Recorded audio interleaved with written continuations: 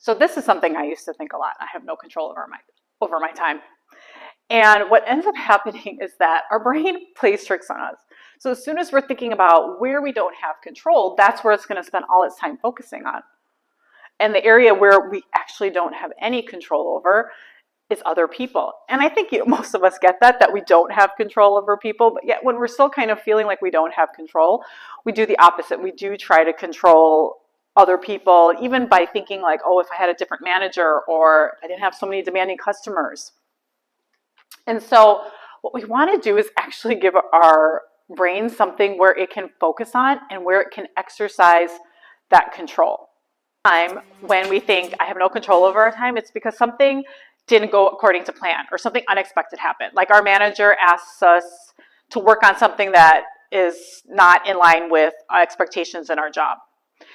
And so the best way to actually have control of your time is to focus on what you do have control. And one of the ways is to say no to the unexpected requests. To your manager or even to your kid, you can set a limit or boundary. Now, it may not mean that we want to exercise no in certain situations. For example, I didn't say no to extra work for my manager for fear of not getting promoted or fear of getting fired. And that's okay, but we know that we're saying no and we know our reasons why. The other thing that we can do is to make a request. And that means to make a request about our expectations. Maybe our manager is making a lot of demands and there's too many projects, and we can go and make a request to redelegate our time, change the requirements of our job, or maybe change a policy or something like that.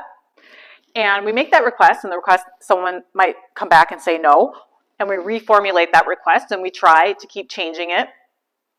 And if we don't go that route, then we still have another route to go. And the other route is ownership. And by this I mean is that we know that the option was there to say no, the option was to make a request, and we decided not to do any of those things for whatever reasons that we had. And so ownership then allows us to look at different ways in which we can actually control our time when things don't go according to plan and when unexpected requests do come up.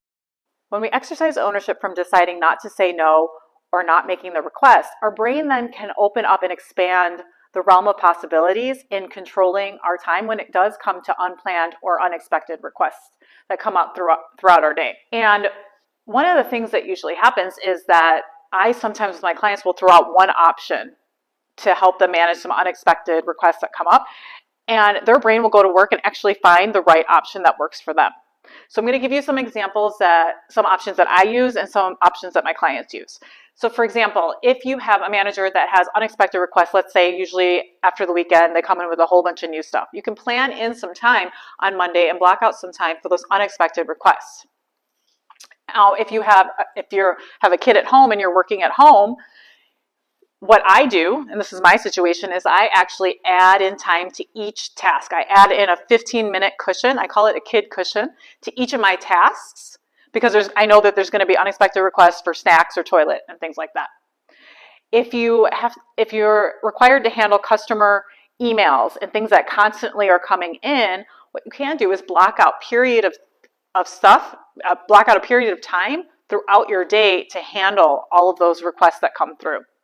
And something that one of my clients came up with was to actually put in blackout time where no appointments could be scheduled at all from her coworkers and at the end of her week. And this would allow for anything unplanned or unexpected that came up from the beginning of her week.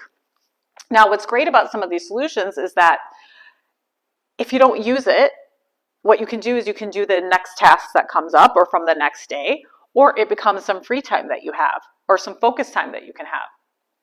And so this month, I'm offering a free 20-minute coaching session to help you solve any time problem that you have.